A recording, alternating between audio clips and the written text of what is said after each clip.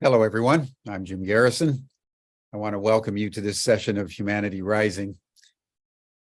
One of the people that I have respected, I think, almost the most in my life, among a few other individuals, but certainly in the pantheon of world great treasures, is Stanislav Grof. I had the privilege of meeting him when I was working for the Esalen Institute Soviet American exchange program in 1985. I met him at Esalen. We shared a number of hot tubs together and was a guest at his home, and got to know him over the years and contributed a chapter to one of his books, and have really loved and respected someone whose mind was so capacious and dimensionalized that no matter what subject anyone would bring up, Stan Grof had a very thoughtful comment that always illuminated the conversation in a thoughtful, compassionate, and sensitive way. And over the years, I attended to my relationship with Stan. When he turned 80 years old, Ubiquity University celebrated him with a global holotropic breathwork day, the first time in all the decades of the holotropic breathwork that he pioneered as Esalen, as an outgrowth of the pioneering work that he did on LSD in the Czech Republic, where he was born and raised at Johns Hopkins University. And then when the US government and other governments criminalized psychedelics, Stan, at the invitation of the founder of Esalen, Michael Murphy, went to Esalen and began to experiment in a breathing technique called holotropic breath work that replicated many of the aspects of a psychedelic experience. And that's what he and his wife, Christina, at the time, and others built into a global movement. So when he turned 80, we organized with all the Grof chapters around the world a global breathwork day. And then a couple of years ago, when he turned 90, by then we'd established Humanity Rising. We had a 6-month celebration of Stan to end on his birthday, July 1. And all during this period, we've been in touch. And one of the conversations that we had was around developing a Grof legacy training studies program that would distill the best of Grof, one of the great minds, into a program that would partner with Ubiquity University, which would offer master's and PhD degrees for those who desired to do so, having finished and passed the certification within Grof Studies. So today I am very excited to introduce two PhDs from Ubiquity, Renn Butler, who just completed a PhD, and it was with Renn actually that we had the conversations. He's been immersed in Grof studies and worked with Stan Grof and Richard Tarnas, the great astrologer, since the 1980s, and deeply involved in all things Grofian, and also Mari Castle, who's also a PhD from Ubiquity, who did her doctoral work on Gilgamesh and some of the feminine aspects of the Gilgamesh saga, who's also been a very dedicated Grof holotropic practitioner. Both Mari and Renn are certified trainers and teachers in the holotropic breathwork, and they came together and are jointly developing the program. And so today, they are going to present what it is that they're doing with an open invitation to everybody watching this episode, wherever you are in our global community, to participate. And I would say, without any equivocation, that if you study, if you immerse yourself deeply in the world of Stan Grof and all that this man has plumbed in terms of the depths of the psyche, you will come out a psychonaut, as he calls it, every bit as adventuresome, but also profound as the astronauts that travel into space and into the reaches of our solar system. So Renn and Mari, thank you for joining us. Welcome to Humanity Rising. And I turn the program over to you. Great to be here, Jim. Thank you very much. We're honored to be here, and we have great respect for everything you're doing, and really can't wait for the rollouts that you've been talking about with the U.S. government. Yeah. So yeah, we're going to look at a little bit our program in Grof Studies, and we're just thrilled to be working in synergy with Ubiquity University. I have been deeply immersed in Grof's work since 1980, actually. Even before that, my dad did a month-long workshop with Stan at Esalen Institute, and he really loved Stan and always supported my efforts towards self-exploration. I did a month-long with Stan and Christina Grof in 1980 and certified in 1989. So we are really honored to be here. And then I'm going to show a slideshow that I put together, talking a bit about the Mayan macro astrology and what it says about our time, a little bit about the U.S. Pluto return, and just a super brief touching of Stan's expanded cartography of the psyche and things that it can, ways it can illuminate what's happening in the world now. Mari.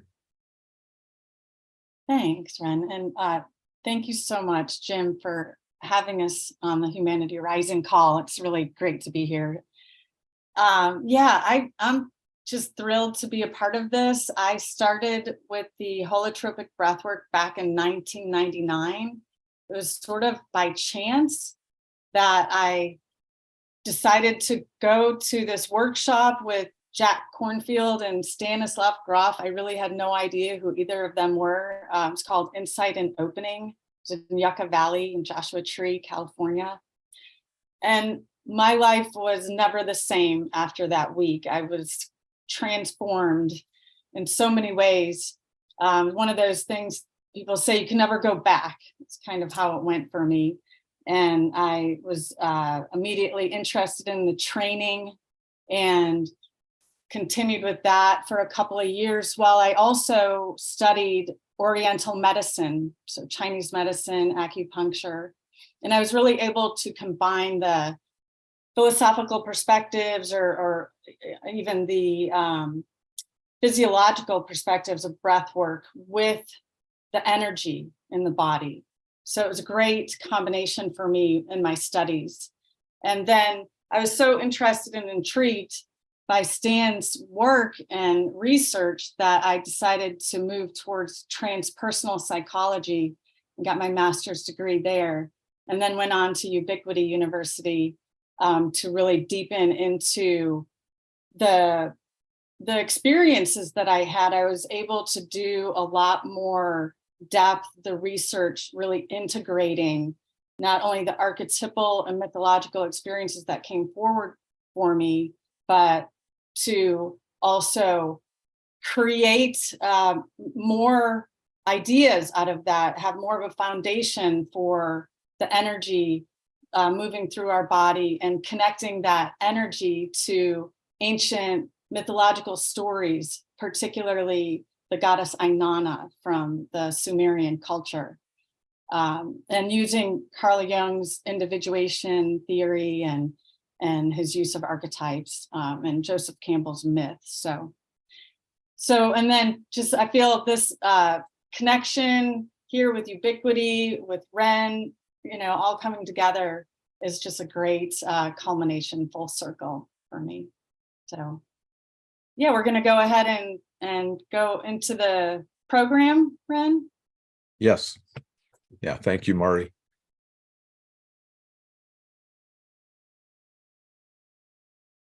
So can see that. So here is our website. We would love to have you join this program. It's been great working in synergy, as I said, with Ubiquity University. It's not just a program, it's also a community. You have a lot of freedom to pursue your own topics of research, and we'll support you in writing a high quality thesis or dissertation, and ideally something you could publish, put it out in the larger world. That is very exciting for us, and I know for Jim as well. So you can check that out. Those of you who don't know Stan's work, he's considered the foremost researcher in psychedelic assisted psychotherapy. And as Jim said, he and his partner Christina Grof at the time developed a non-drug substitute, holotropic breathwork, which he is now calling Grof breathwork. So I want to show you this course that we are teaching right now. It just started on October 1st, first class. It's not too late to join. And I'm happy to give a discount now for people who are coming in for the second class. But let's just look at the weeks here. So this coming Sunday, I'm going to present Stan's expanded cartography of the human psyche. It's a very interesting, rich, and evocative slideshow. It's an abridged form of Stan's classic 12-hour perinatal slideshow, but and I've added some interesting elements to it. On class 3, Mari and several other colleagues will be talking about Grof breathwork / holotropic breathwork, and you may find that very interesting. We'd really recommend trying this technique. If you haven't already, you can just Google in your area Grof breathwork or holotropic breathwork. I made a new slideshow for this subject, the architecture of emotional and psychosomatic disorders. This also is very rich material. Clinicians, psychiatrists, psychotherapists, people working in the field will find this unusually interesting. Stan felt that psychedelics, when used responsibly, could function something like the microscope in biology and the telescope in astronomy. And he conducted over 4,000 high-dose sessions, individual sessions with clients. And he was able to discover a lot of the material in the human psyche, the various terrains of the psyche, and was able to cure, to heal a number of intractable psychological conditions, and to get to the bottom of it, to work through the final layers contributing to those symptoms. And I think you'll find this very interesting. Also, highly useful for anyone working in the field as a sitter or therapist or facilitator.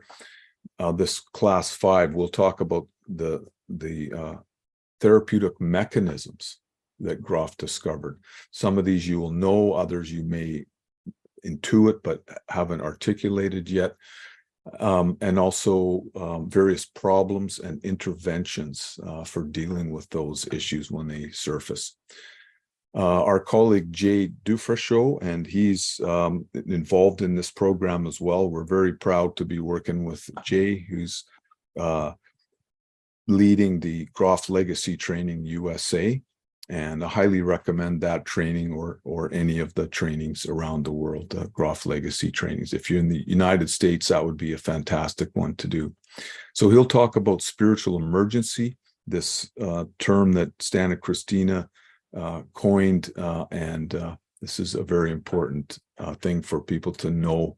And as we move toward a more compassionate and caring society, we need to do a better job taking care of people who are in these acute, spontaneous eruptions of their unconscious contents.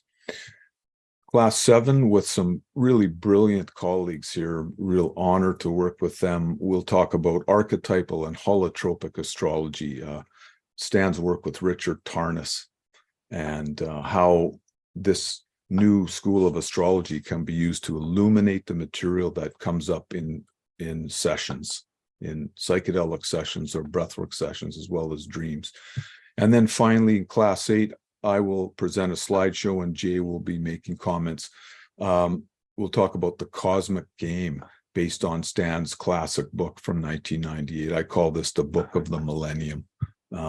I think you'll find this very interesting. And then there's another course coming up in January, the Holotropic Worldview. You can check this out on our website, which again is grofstudies.com.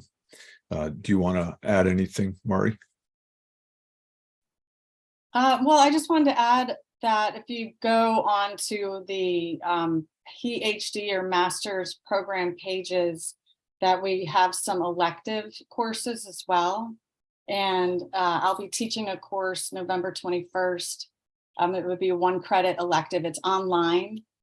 The Power of Myth and Archetype, and really diving into using Joseph Campbell's perspective of myth to interpret or integrate these non-ordinary or holotropic states of consciousness, and also Carl Jung's use of archetype and, like I was saying, the individuation process as well, to really have some material to help better understand what is emerging from the psyche in these altered states of consciousness, to really bring it forward and utilize that in our everyday life.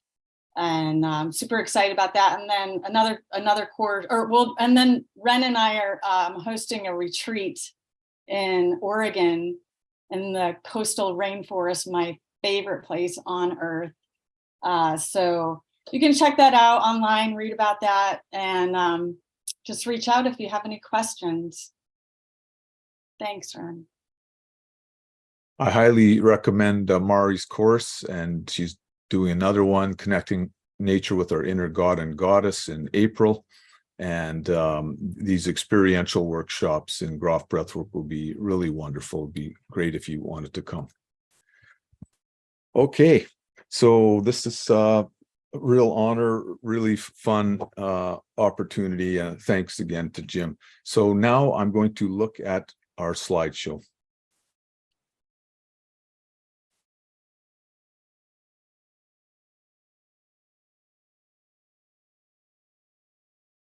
I just have to maximize this, a couple steps here.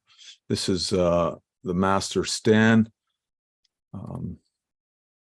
92 years old, and his mind is still active. He's still working on things, and things that he's very, important to him to sort of complete his life work. We're talking about some issues, and hope to do an interview with him coming up to clarify a few points that he wants to make clear. So can you see that, Mari?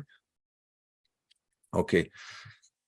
So co-founder of transpersonal psychology, he coined this term, and also Maya aficionado, which you'll see why I mentioned that.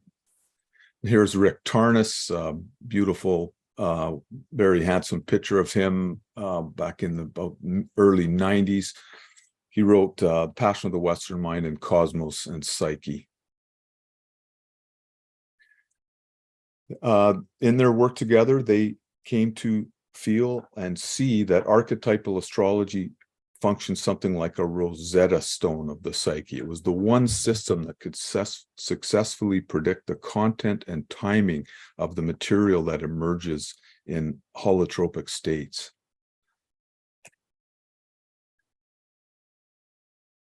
And I mentioned this already, Grof's idea about psychedelics. So Rick made the famous comment in February of 1997 during the great Jupiter-Uranus-Neptune triple conjunction. Patriarchy is the 5,000-year birth canal of the great mother goddess. And birth is the theme of my talk and my slideshow today. I just love this quote. There's just so much in that. While he made that comment, he projected onto the screen this wonderful art by Karen Motan from the Bay Area, The Cosmic Mother. And I believe we're in a kind of birth labor of our species. And it's not certain whether it will be successful or not, but we are in the emergency, kind of final, scary, intense moments of a long-term birth labor, and we're in the crowning moments right now. So the prophetic Mayan macro astrology, this is a very brief introduction to it. You can read my full research article in my dissertation, which is on my website, rennbutler.com, RENN.com. On the books tab right at the bottom is my entire dissertation. So Stan wrote an article in 2012, and it got modest readership. And then as 2012 came and went, it kind of passed off onto the back burner. But I felt there was something really worth looking at and maintaining. And he wasn't that convinced in the beginning, but then after a while he said, yes, I think you may be right. It may be worth republishing this, and I am going to republish it as an epilogue in my next book, Holotropic Astrology. So this is one of the Mayan books or codices that calculate the long count calendar. And this is Chichen Itza. Maybe some of you have been there in the Yucatan. So the cataclysmic events surrounding the presidency and attempted coup of Donald Trump and a violent group of his followers on January 6th, 2021, struck me as a striking parallel with key elements of the Mayan predictions about 2012. In the immensely long time frame of macro astrology, I believe that Trump's election in 2016, just 4 years after 2012, is an extremely close correlation with the Mayan vision of our time. Stan offers a crucial insight. The widespread view of the Mayan prophecy as predicting destruction of the world and of humanity is a serious misunderstanding. In much the same way, many fundamentalist Christians see the term apocalypse as signifying worldwide destruction. The original meaning of the term apocalypse is not actually destruction, but lifting of the veil or revelation, the disclosure of secret knowledge that had previously been hidden. He sets forth a more optimistic interpretation of the Mayan prophecy. It refers to the end of the world as we have known it, a world dominated by unbridled violence and insatiable greed, egotistic hierarchy of values, corrupted institutions and corporations, and irreconcilable conflicts between organized religions. Rather than predicting the destruction of the physical world, the Mayan prophecy refers to a process of death and rebirth in the collective human psyche, leading to emotional and spiritual transformation. Sometime in the 1st century BC, Mayan astronomers observed that the position of the winter solstice sun was moving toward an alignment with the center of the Milky Way galaxy, a dark band which we refer to as the galactic rift. This movement is a result of a slow but inexorable wobble of the rotational axis of the Earth. And this is what causes, it's called precession of the equinoxes, and most of you are familiar that we're supposedly entering the age of Aquarius, and we were in the age of Pisces before that. That is this same process. The current position of the winter solstice sun aligned with the center of the galactic rift. This is the Milky Way galaxy, and this is where the winter solstice sun is right now, right in the middle of the galactic rift. This is a 26,000 year cycle, almost 26. This precession is moving clockwise. And so we are at this pivotal birth moment, the end of a cycle, beginning of a new cycle. This is what the Mayans were referring to. And this is great graphics by Darren Durda. And you can check out a lot more of these correlations in my dissertation if you want. The Mayans viewed the winter solstice sun as the archetypal cosmic father and the center of the galaxy as the creative destructive womb of the cosmic mother. They saw the alignment of the winter solstice sun with the center of the galaxy, or more accurately, the galactic equator, this line, vertical line, as a sacred marriage of the divine masculine and feminine principles. This event would coincide with a period of both great danger and also large-scale enlightenment of humanity. So here's from the digitized sky survey, the sun's position. So the galactic center, this is the galactic equator, and this is the position of the solstice sun. So Stan emphasizes a crucial understanding of archetypal astrology, that astrological alignments are not momentary events, but rather display a range or orb on either side of the exact transit in which the transit is observed to be operative and potent. Due to precession, the position of the Earth's, okay, I'll skip that. We would expect the influence of this alignment to be operative for, at the very least, several decades and possibly much longer. There's decades on either side of the alignment. We're still in it. It wasn't just 2012. This is the great insight of Stan's article. So intrigued by the cataclysmic events around Donald Trump's presidency and its divisive aftermath, Stan raised the provocative question several years ago in 1991. What is the operative orb of distance and time on either side of the exact alignment?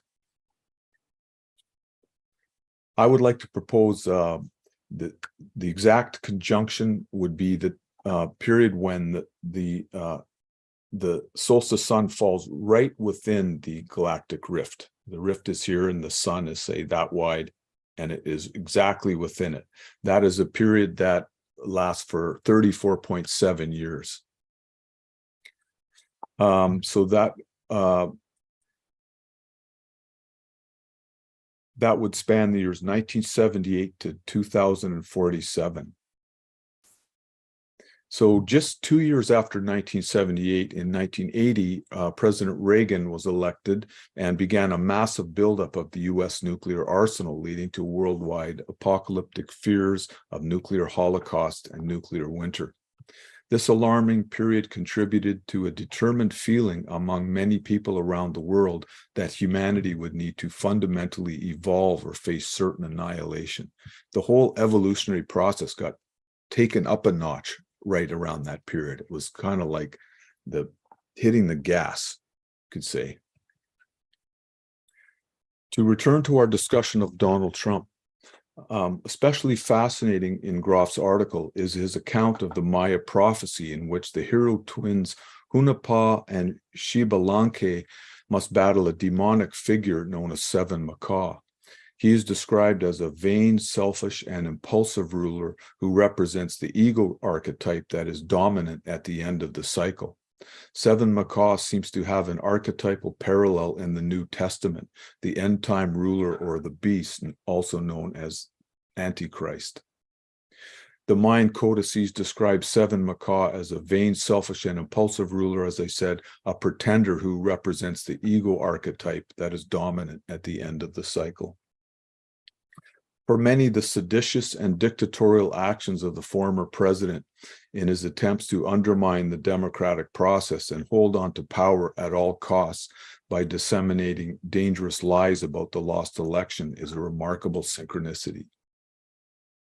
Never anything remotely like that happened in US history. For me, of all the things that he did, one of the ones that offends me the most is he rescinded over 100 crucial environmental protection regulations. And we may never be able to quantify the damage that happened just in that 4 years alone, let alone dismantling many elements of the EPA, and they laid people off. You can't just start that back up again when the new president comes in. So as Grof continues the story, Hanapa and Shibalanke defeat Seven Macaw and strip him of his teeth, the instrument of violence, his riches, and his power. By doing this, they facilitate the resurrection of their father, one Hanapa, a just ruler who represents the selfless divine consciousness that is holistic. This mindset shows concern for all beings and makes political decisions based upon future generations, or as Native Americans say, with regard to how they will affect 7 generations down the road. Now, I believe that some of the pairs that I would nominate as embodiments of these hero twins could include Obama and Biden.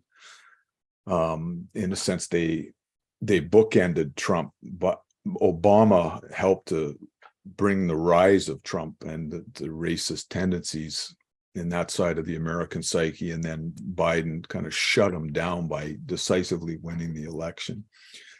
Adding Kinzinger and Liz Cheney, 2 very admirable Americans who have done their duties, and I think very good chance they will be in office as president and vice president. I don't know which one.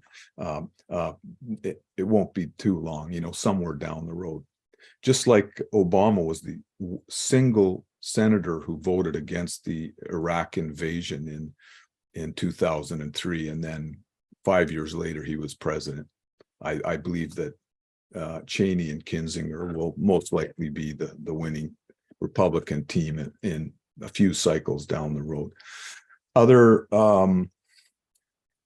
Another pair, my current favorite is Fani Willis, the Atlanta district attorney, who's prosecuting Trump and many others for election attempts at fraud, and Letitia James, the Attorney General of New York. They're amazing and very impressive work they're doing. So Trump is a pure embodiment of a particular state of consciousness and worldview, one which is shared by many authoritarian leaders and dictators around the world.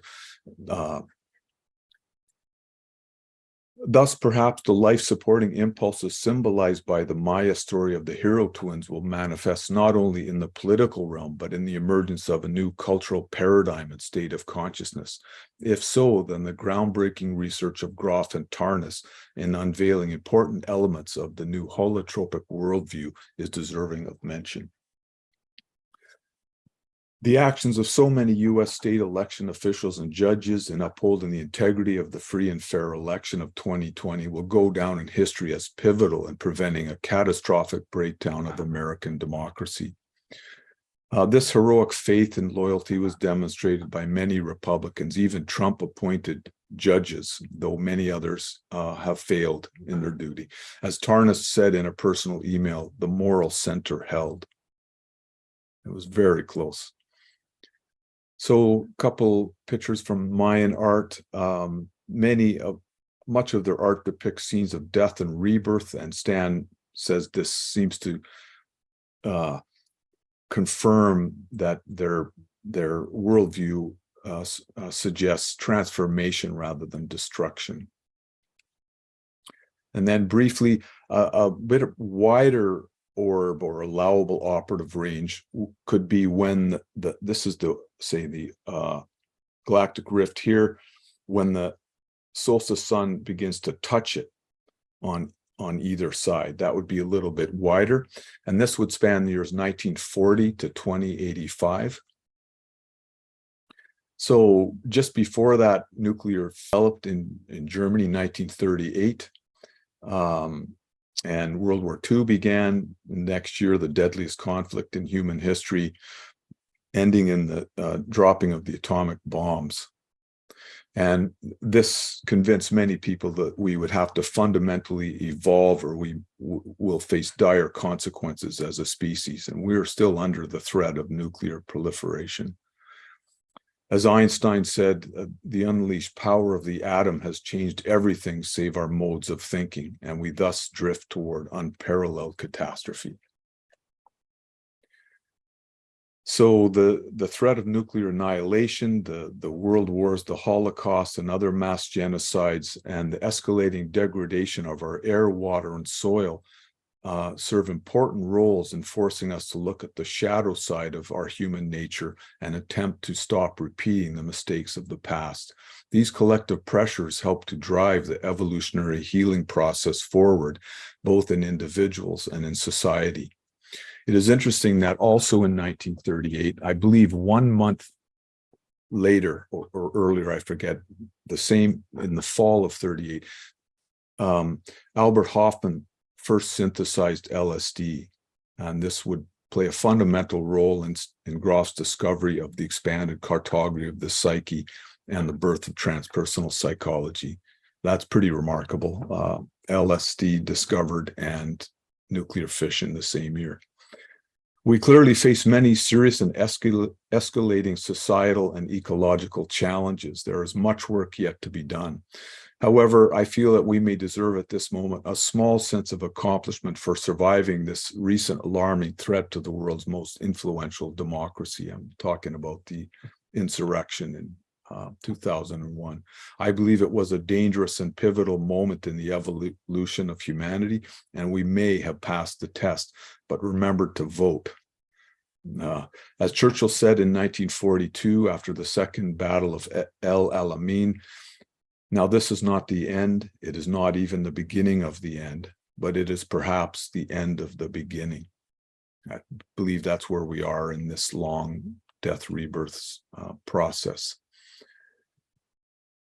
I'm going to just more that we're sort of being forced to evolve at this point. We can destroy our species and take many species with us, and we are at a kind of a make or break moment. Now, just briefly, the US Pluto return. This inner chart is the signing of the Declaration of Independence on July 4th, 1776 in Philadelphia. And this is where the planets are now today. You can see that Pluto is at the exact same position that it was in 1776. This is a very long cycle, and this is the first time this has happened. This is called the Pluto return. It's not just a 1-year process, though. It's at least I would say 12-year process. I would say 2016 to 2028, and with a slightly wider orb, 2014 to 2031. But the most acute phase is 2016 to 2028. Transits of Pluto force a deep and sustained confrontation with greed, aggression, and other shadow qualities in the personal and collective psyche, in the context of a profound death-rebirth struggle. Honest facing of this material after a period of time leads to dramatic renewal, regeneration, and rebuilding of the psyches involved, as well as the societal institutions and structures that are rooted in those psyches. Star Trek fans will recognize the Ferengi here. I've often thought of that comparison, the sort of Yankee trader archetype that Picard even mentions in Next Generation. And I went online and someone else had already drawn this up. So about 5 minutes for this next part, maybe 7 minutes at the most. So Stan discovered 3 layers of the human unconscious: biographical, the perinatal, and the transpersonal. And Darren Durda was commissioned by Rick Tarnas to draw this amazing diagram, the personal unconscious. This is as far as Freud got. the biographical layer. This is the perinatal layer, and then some of the major transpersonal streams, all of which can be very important in how we feel, what we think about, our symptoms, our complexes, the memory systems in our psyches that we need to make conscious and process. The perinatal is focused on birth and death, and also rebirth and transcendence. And Rick Tarnas was able to show that these four major components of the perinatal layer, the intrauterine existence, the beginning of contractions, the driving stage of labor as the fetus is being pressed through the narrow birth canal, and then the crowning and completed delivery, are correspond to the classic meanings of the four outermost planetary archetypes. I don't have time to get into this in depth, but I'm also teaching a 22-week course in Archetypal and Holotropic Astrology. Just started last Saturday, and if you're interested in that, love to have you join us. So the intrauterine existence, there's blissful, and also there can be toxic womb elements to it, connected with Neptune. These are one of Stan's paintings, Amniotic Universe. The early no exit stage of labor with the cervix still closed, connected with Saturn. This is a very powerful root of clinical depression, Stan found.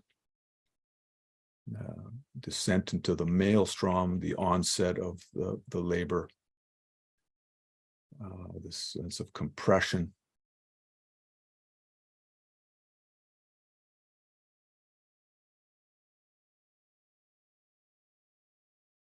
During COVID, there was a strong Pluto-Saturn conjunction in the sky, and there really had a BPM2 quality, this sense of having the lockdown, being afraid of our neighbors, the restrictions limiting our movements and our livelihoods and so on. It exacerbated feelings of depression. There were a lot of conspiracy theories that developed feelings of oppression by those in authority, vaccines as a form of control or domination, a vast conspiracy to steal people's autonomy and freedom. Many people believed. I believe that these memories are more the deeper root of those fears. And this is a brilliant cartoon sort of playing on the fears of the government. And you can see the octopus again.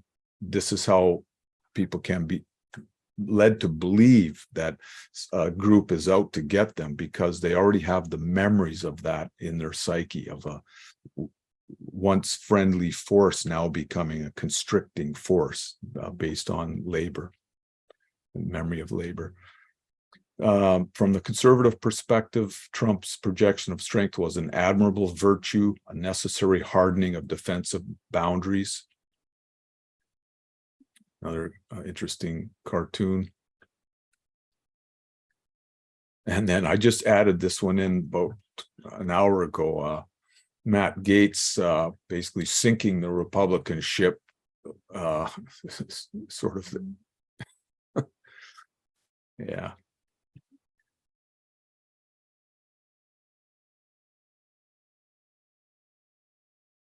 So another interesting cartoon. I'm going to have to kind of keep going faster. Pluto and BPM3, basic perinatal matrix 3, based on the dynamic stage of labor. People can experience activation of powerful aggression. Then we can see this manifesting in humanity's long history of war, conflict, and terrorism. And there's a finite amount of this in the psyche. So this is important as a species, that we begin to turn inward and process these leftovers out of our psyche. This is something that is possible to do. Greed is another thing that is strongly connected with this dynamic stage of birth labor. A person under the influence of birth will have memory feelings of suffering. They won't feel happy and satisfied with where they are. They crave this state of satisfaction, but they don't realize that it's an inner process that they need to undergo. They look at the outer world, and it leads to acquisitiveness and desire to consume and accumulate. In this insatiable greed, they can never be happy with where they are until they process these traumatic memories from their psyche. This Grof found was a very powerful root of insatiable greed. People can experience sexual energies, especially sadomasochistic. This is manifesting in both positive and negative forms in our world, in erotic emancipation, as well as in sexual violence and exploitation. The problem of evil and the relationship between good and evil, confrontation with wrathful deities. This is something that everyone experiences if they do systematic inner work. This is manifesting through acts of insatiable greed and in cruelty around the world. People can have scatological experiences, nausea and projectile vomiting as they're reliving their births. This can be seen in the ongoing degradation of our environment and in a more symbolic way as economic and political corruption, Grof writes, this unprocessed scatological material. Finally, pyrocatharsis. We just have a few more slides. The fire is purifying, and I would say unfaced pyrocathartic elements of this dynamic stage of labor are manifesting through the dual threats of nuclear holocaust and global warming, driven by our destructive and self-destructive addiction to fossil fuels. This is all the heat that we're not processing from our psyches is manifesting in the outer world. There's a volcanic form of ecstasy associated with this. This certainly was a major part of the last 5 years. This sort of Trump made it okay to act out the shadow, lock her up. The sort of racist feelings made it okay to be aggressive, to be greedy again. Billionaires got their taxes lowered, and so on. Enforced mask wearing during the pandemic were seen by some people as a form of domination. And I believe one of the main problems for some people was that it reminded them of the perinatal choking in labor.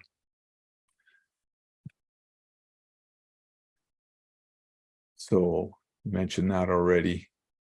So this sort of aggressive energy, he did wear his emotions on his sleeve. There's no question. He was quite uncensored with his emotions, not so with his mind. I think that was a whole other secret thing. But those sadomasochistic themes, we can see all these themes that I just mentioned.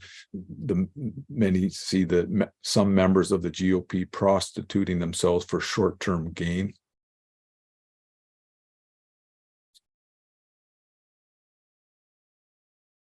And then conspiracy theories such as QAnon that put out ideas that the Democratic Party is a cabal of Satan-worshiping pedophiles running a global sex trafficking ring and plotting against President Donald Trump, who is fighting the cabal. I believe that this memory of birth, where there's a kind of enforced sexual arousal caused by the choking, the suffocation in labor, is the root of that conspiracy theory. People already have it in their psyches that an overwhelmingly powerful force that has kind of perverted motives, that is disgusting, evil, aggressive, is operating, and that template of all the things that are being projected by these conspiracy theories already exists in the human psyches. People are predisposed to believe these things.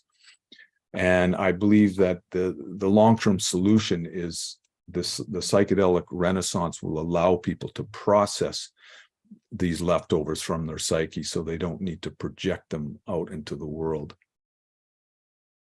So demonic themes. And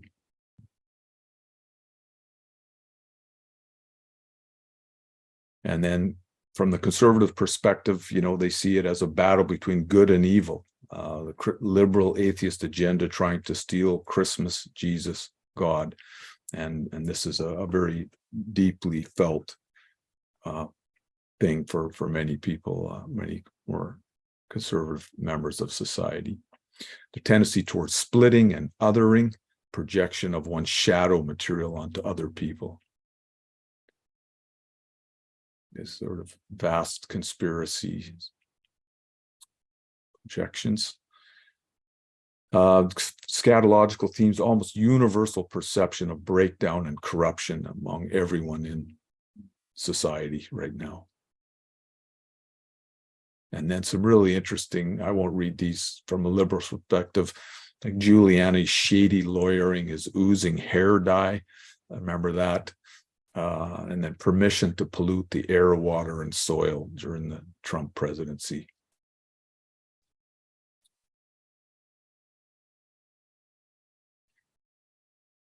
This is where great cartoons.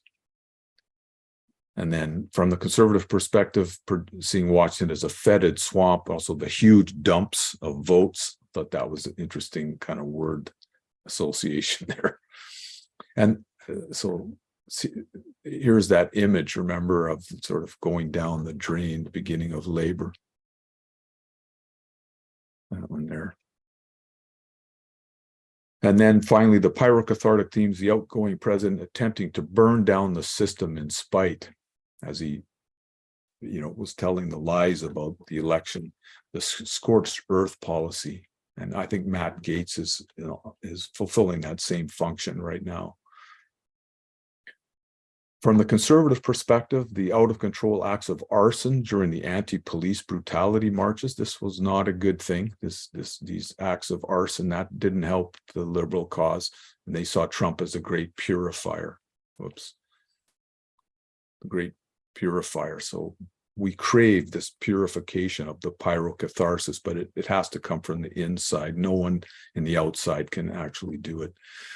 This is the second last slide. So what emerged from this period was an acknowledgement of the unhealed shadow material in the collective psyche. To see so many people get brainwashed and to become kind of insane and to lose their idealism and give up on democracy was a real shock for 2/3 of American society and the world. There's an urgent need for more powerful inner archaeological processes for those who want to do it. It should be available, this kind of psychotherapy and self-exploration for people who want to do it. And then breakthroughs of rebirth, intrinsic human values. When people heal these wounds, they automatically become more tolerant, more kind, more compassionate. They want to work with others and cooperate to solve shared problems. This is a very optimistic discovery. Deep self-exploration automatically makes people, more altruistic, more philanthropic, brings out their creative energies and enthusiasm. So I'm going to just skip these, but you can come check these out if you want, these slides. The sort of messianic projections is connected with this stage of labor. Midas touch inflation.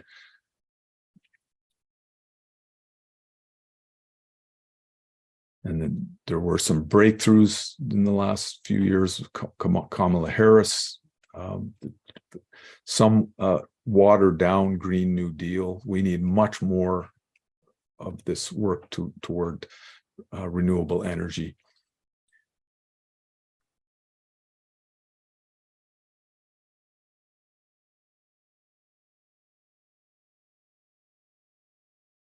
I'm already over time, people. That's why I'm going faster. So I just want to say to Trump supporters, we do need a change. Something has to give. But the way forward is deep self-exploration, not political extremism. And there's this sense of, we don't want to bottle our psyches back in. Trump gave people permission to let the shadow out. People don't want to just go back to normal. It's an intolerable, but the way forward is this deep inner work, not political extremism. The Southern sort of perseverance. Tomorrow is another day. We'll keep fighting. There's something like the bad rebel archetype happening here. This has been a shadow of the U.S. psyche since, I believe, the American Revolution. There's a good side to it, too. The good rebel, the important rebellion, and there's a negative side, is distrust of the group, unwillingness to cooperate, and this is a real shadow. And then this is my last slide. This work leads to automatically unveils in the psyche a spirituality. It's a non-sectarian, non-denominational, all-inclusive and all-encompassing kind of spirituality. It's not fundamentalist. And deep self-exploration is a win-win pursuit. Every healing breakthrough benefits everyone. It takes nothing away from anyone. Thank you very much. That was awesome, Renn. Thank you. I love the images you have. They're so colorful and so alive. We have some questions from the chat. I don't know how you want to do that, if everybody just wants to open to the questions, or I can read some from the chat. Yeah, why don't you do that, Mari, and then we can enter into the discussion. Okay, one of the questions was, what about a birth with twins? So the whole birth process with twins.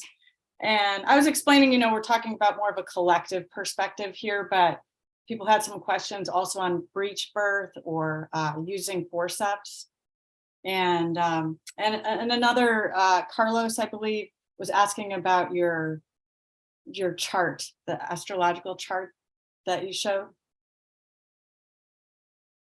Well, all of those variations in the obstetric history have a major impact, and people relive them. They face the every detail of their births, the feelings and the sensations, and then they also get insights into how every minutia of their births are also where karma from their ancestry, their racial karma, species karma, and archetypes and are coming to bear into an incarnation. It's funneling into an incarnation, and there are no accidents. Everything is there for a reason, and people can see the purpose of it and transcend it and heal it.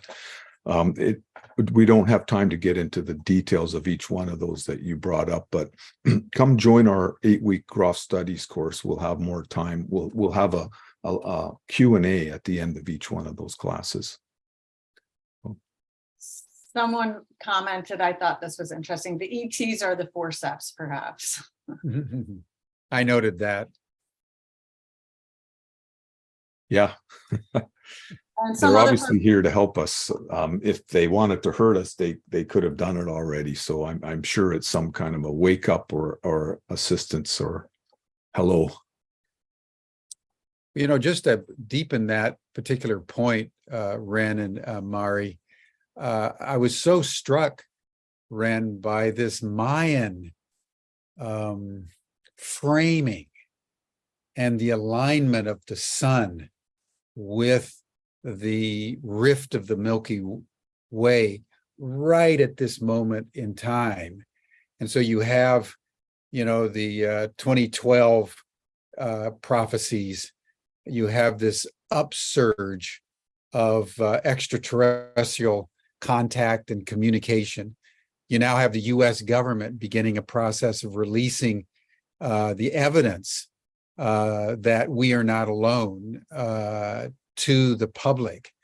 And so Shannon's metaphor that the ETs are somehow kind of the forceps that are necessary for humanity to move through this 5,000-year birth canal and finally enter into a new way of being, which would be to stop the violence against each other and the destruction of the earth and come into a synergistic alignment with the larger planetary ecosystem so that we can more ably and consciously represent Earth as it begins to have not only sustained, but conscious contact with extraterrestrial intelligences and civilizations.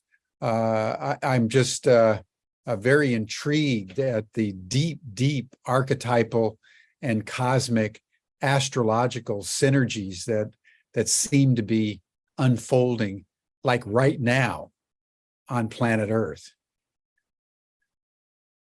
Oh, and then one other point, I mean, it is the Secretary General, Gutierrez, at the General Assembly in the third week of September, basically said that because we haven't done anything about climate change, humanity, he said, has opened up the gates of hell.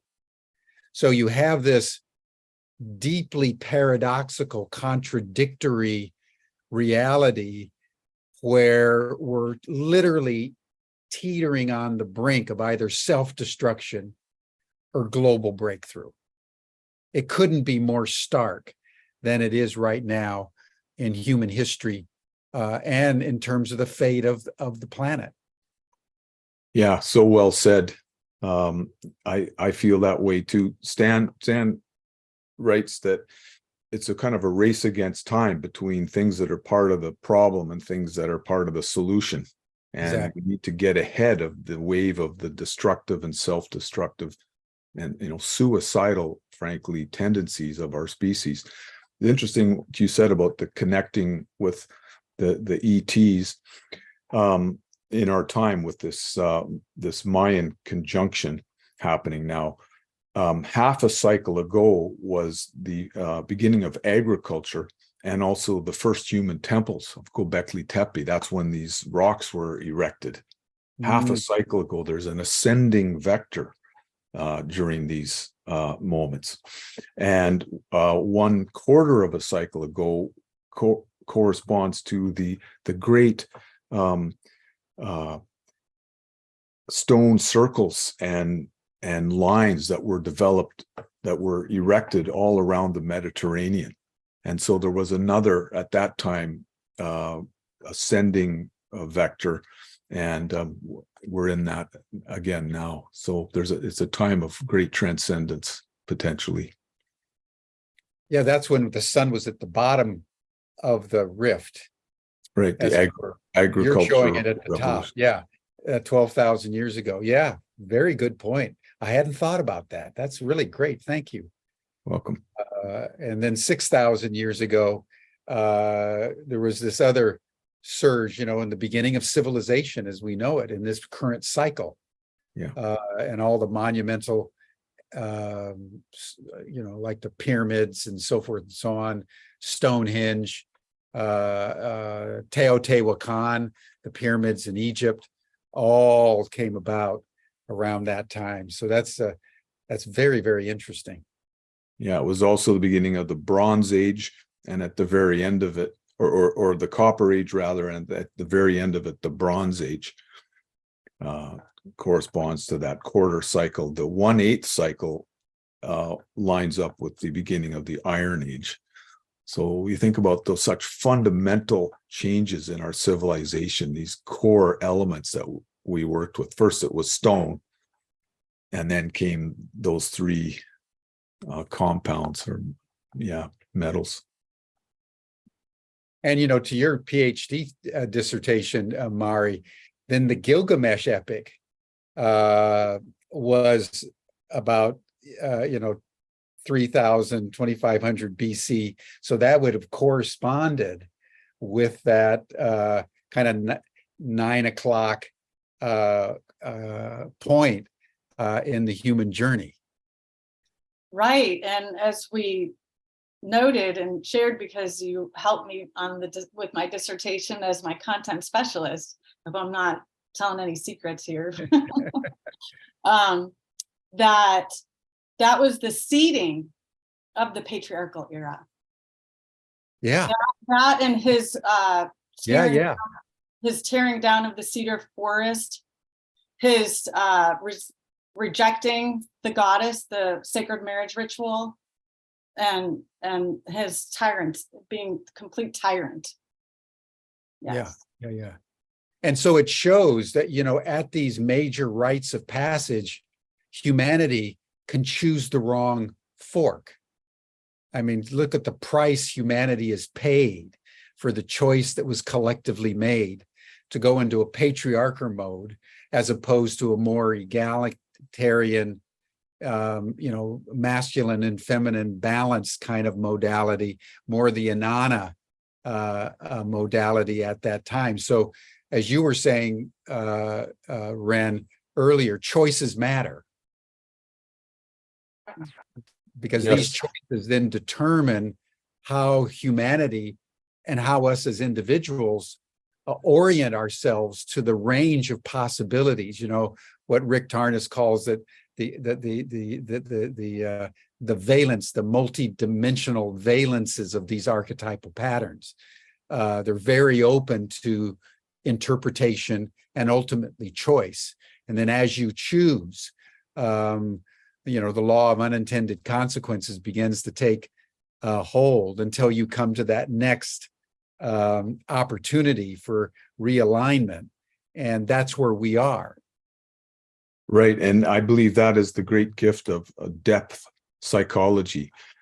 Freud and Jung were able to show that even with the best intentions, unconscious material in our psyches, traumas and so on, can sabotage our efforts. And they can also help us, they make us selectively perceive the negative side of things and unconsciously attract negative things, and we unconsciously create things we don't want. So I believe that it's a wild card, you could say, that deep self-exploration that can help all of these periods of our lives to turn out in a more positive way, to explore our own psyches.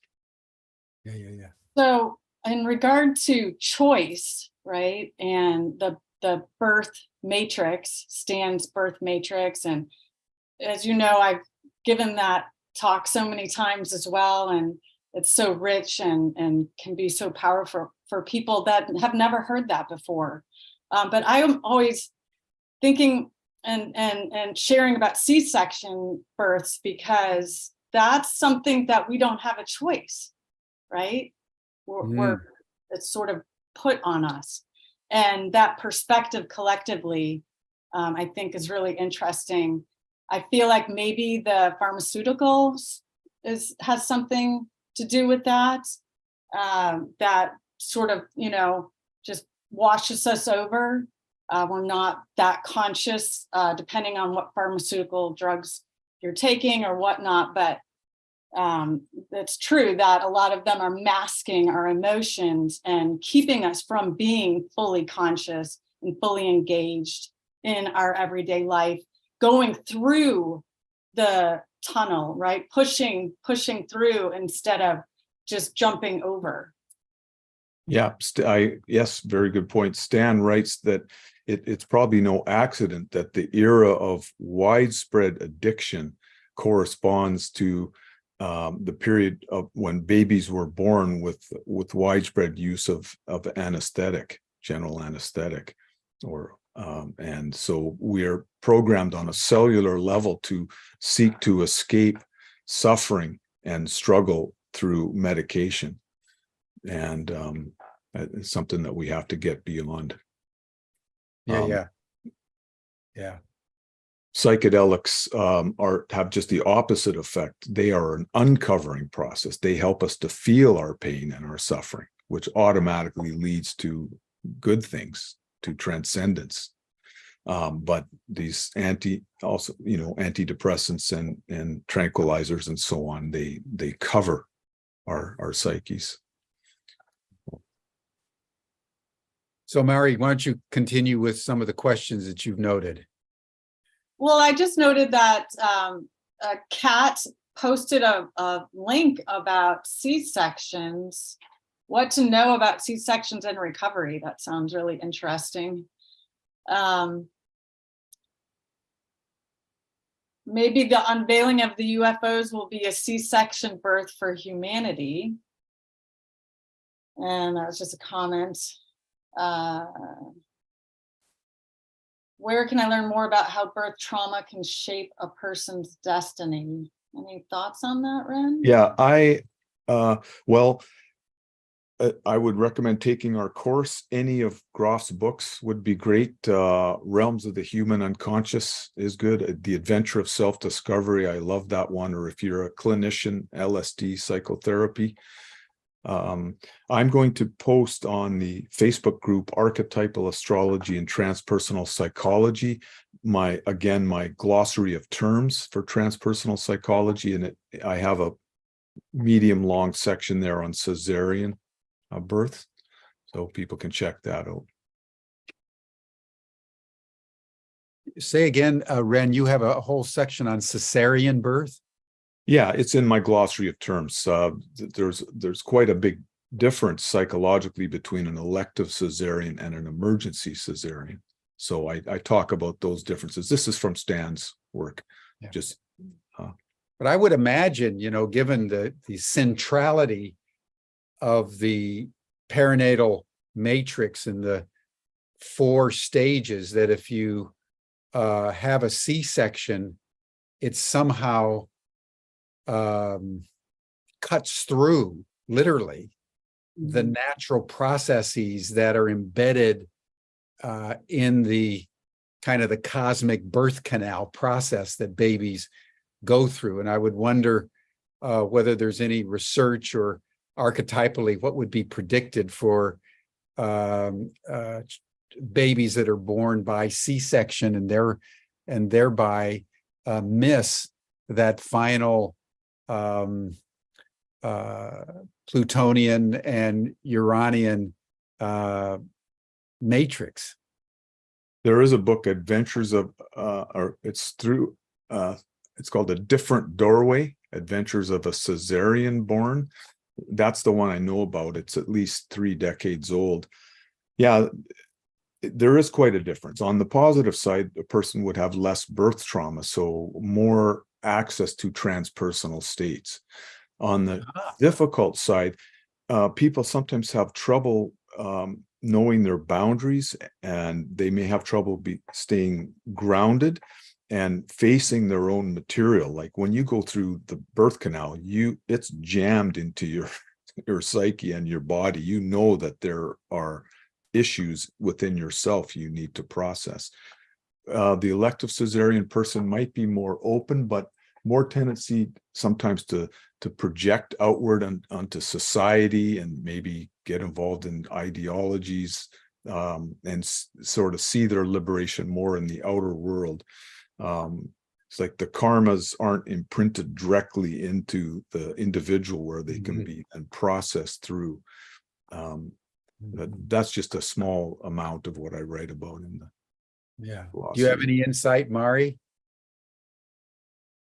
I feel that when doing this work, holotropic breathwork, with people that are in the younger generations that have had a lot of C-sections, they're not.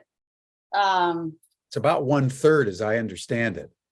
1/3 of all births in America are by C-section. So it's a pretty radical societal wide break. So they're not willing to go through as much struggle.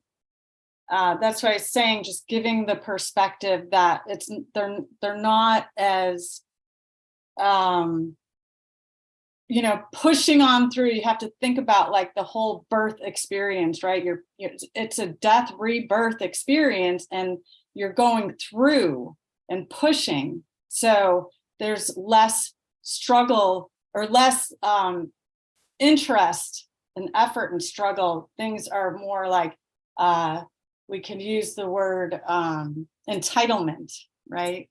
That would be a good word for some of the younger generations that have that perspective.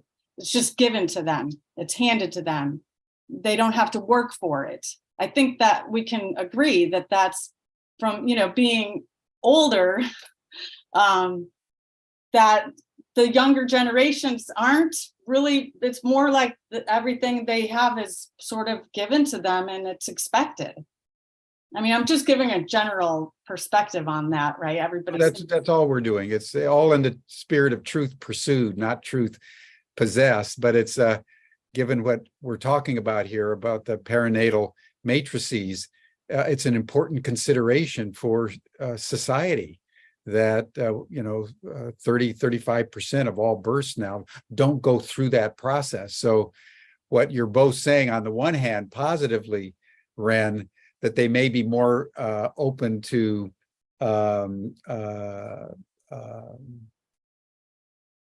illuminate transcendental states, but also on the shadow side, not have a capacity for the struggle that they missed in going through the birth canal would make sense given what you're saying, I think. Mm-hmm. Yes, and to go from the life-threatening birth canal out into the world, the delivery room, though it's not perfect, it's not as good as the womb, is far better than the birth canal. So there's a sense of optimism, like I went through something difficult and then I escaped it. A cesarean person could go directly from the nourishing womb out into the delivery room, which is much worse than the womb. There could be a kind of a disappointment in the world in that regard. They don't have that same trajectory that creates optimism. It's so interesting, isn't it? I mean, we could just go on and on and on. It's just such rich, deep content and perspective. I want to bring in Cuff Ferguson. I think he's asking a very interesting question. If we are all aspects of all that is, where do you think what he calls archetypal fear comes from? Fear of the self. How would you understand that, both of you, from the vantage point of archetypal astrology, Mayan calendar, or any other referent that you might want to utilize? Where does archetypal fear come from? Well, I think it probably started with the first cells, which were living organisms that could die. Fear only can exist when there's a separate individual organism that is mortal. I don't think there's fear. That the divine consciousness, the universal consciousness, is infinite and eternal. What's there to be afraid of? It's connected with biological life. And Stan was able to show that there's a finite amount of fear in the psyche. That includes terror and horror. And you experience those in the perinatal unfolding, and then fear disappears from your life. And so it's connected archetypally with Saturn. Saturn is boundaries and a sense of, I could be hurt, or I'm going to die, I'm going to lose what I have and go into some unknown other reality. Those are my thoughts on it. Mari? Yeah, mine's probably more simple way of understanding and just thinking about fear in itself, and that it's a mindset. And my understanding of neurological pathways and changing those neurological pathways to transform and overcome our fears or overcome other challenges in our mind, to move forward, to continue to move forward. So I would say that it's really societal perspective, which can be a setback, right? And then the way to move forward is to go into what the fear is, and continue to face it, to change that neurological pathway.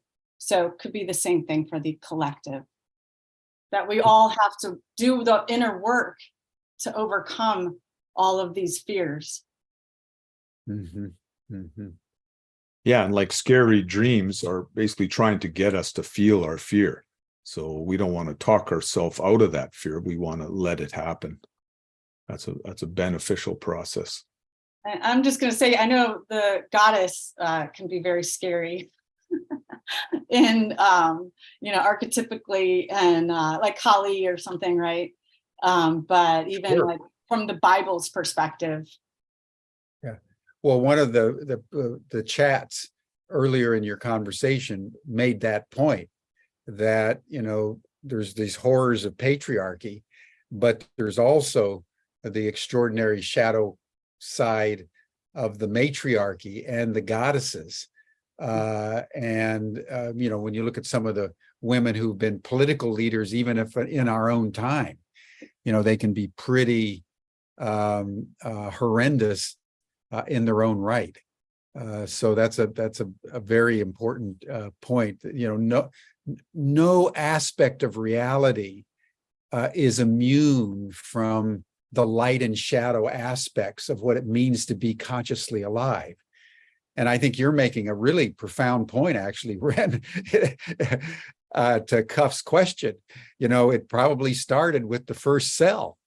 And, whatever it is that's living, knowing the inevitability of death, there's a certain terror that is just existentially there at the prospect of death. Also the prospect of being predated upon by other life forms that are out to eat us. So there's a lot of existential realities that create fear. And in that sense, fear can be a very healthy dimension of life, because it cautions us and it warns us of danger. So even fear has a light and dark dimension. But what would be your comment on that? Yeah, it's good to know, if I see a bear, I should try to get out of that situation somehow. So it is part of the self-preservation side of our psyches, for sure. What would you say, Mari? Well, I'm not afraid of dying. And when I'm in the coastal rainforest in Oregon, there's cougars and bears and moose. I always tell people, because they're like, "Aren't you afraid?" I said, "Well, to be honest, it would be an honor to be eaten by a cougar, pooped out, and forever cellularly in the rainforest. That's where I will reside." You are much closer to enlightenment than the rest of us, I think. So as we wrap up here, why don't we take a moment to just summarize the Grof program, the courses that are available. You might put in the chat the links to the websites or any of the courses that you're offering. But just remind our global audience, Renn and Mari, what it is that you're offering, and say anything you would like to say about this joint Grof Studies Ubiquity program. Yeah. Go ahead. I just want to say thank you all so much for all the comments. There's so many, it's hard to keep up with them. And I know that we can go on to the chat. I can do that only for a couple of minutes. I don't know about you, Renn, to take that time. I have to go move my mother's things, and she's in rehab, and it's just really complicated. It's just a timing thing. So, yeah, thank you all for the comments. And again, thank you, Jim, just for being here or inviting us to be here and sharing all of this really important work that we want to, expose everybody to. That's Stan's wish. He wants everybody to be aware of this. He wants to spread worldwide. Yeah, exactly. We really appreciate you, Jim. Just admire what you're doing so much. Your enthusiasm is so inspirational. And I know Stan and Brigitte Grof really appreciate you as well. I just posted several websites, one for the Grof Studies. People can enter the program anytime they want. We would love to have you. There's this 8-week course, again, that just started. It's not too late to join it. Mari is offering some great courses. You can see that on grofstudies.com. My website is rennbutler.com, and you can see my 22-week course in Archetypal and Holotropic Astrology. I also co-created a YouTube channel, Archetypal News Network, ANN, and I put our website there, archetypalnews.net. We post videos about all of this material that we've been talking about, so you can check out that if you're interested. Thank you, Renn. Thank you, Mari. Thank you for honoring what Stan and Brigitte Grof are doing right now. Stan and Brigitte are two of my most favorite people in the whole world. And so anything that we can do to promote Stan and his work and the extraordinary legacy, I would say, that he has bequeathed to the world, that the two of you are curating, is really remarkable. And I'm just deeply grateful. And we at Ubiquity are privileged and honored to be working with you and to be able to develop these graduate degree programs in Grofian studies. So I want to thank you for all you're doing and hope to have you present with us down the trail. And for me, this session has deepened my understanding of the potency of this moment, because we're not just talking about the astrology of Mars and Venus and Jupiter on the planet. We're talking about where the sun is in relationship to the Milky Way, our galaxy, and the fact that we're at this extraordinary moment where we're right centered on the rift of the Milky Way kind of blows the mind when you really think about the implications of this, and doubly so that these Mayans, without any telescopes or any modern equipment, thousands of years ago, were so attuned to the cosmic reality that they not only understood it, but could predict with accuracy that we would be here now, around 2012, and that we would be experiencing the end of an era and the beginning of something else. So I just really want to salute both of you. And by the way, I had mentioned Mari's PhD dissertation. It was this Mayan connection to archetypal astrology that Renn did for his PhD at Ubiquity. And it was, I was on his dissertation committee, his oral exam, and I read through his dissertation, with my mouth open, just couldn't quite believe, because I was completely unfamiliar with this material till I read it in your dissertation, Renn. So thank you very much. And this is all groundbreaking work, everyone. This is at the cutting edge of human evolution. And it's what Humanity Rising is all about, to make available globally and transparently and publicly the instrumentalities of deepening awareness and higher consciousness. That's why we're here. So thank you both. All of you are welcome to the after session chat. You'll see the link in the chat box. You also received it in your Zoom reminder for this call. And then we'll see you all again tomorrow. And we'll turn ourselves to the issue, very interesting issue of conscious acting. That's tomorrow. But Renn, Mari, thank you very much. You have your finger up. Did you want to say something, Renn? Yes, I just wanted to thank Jay Dufresneau, who's our partner in this Grof Studies program, and all the people in the Grof Breathwork communities. Check out Stan and Brigitte's website, Grof Legacy Training International. And you can find a training in your locale. Yeah. And by the way, Diana Winhell just made a very good point in the chat. She says, we really don't know what the Mayans had. We are looking at them from our narrow perspective, thousands of years later. Diana, that's absolutely true. We're probably only aware of the tip of the iceberg. But this is a great tip. Yeah, and we can do contemplating. And we can take the same psychoactive medicines that they took.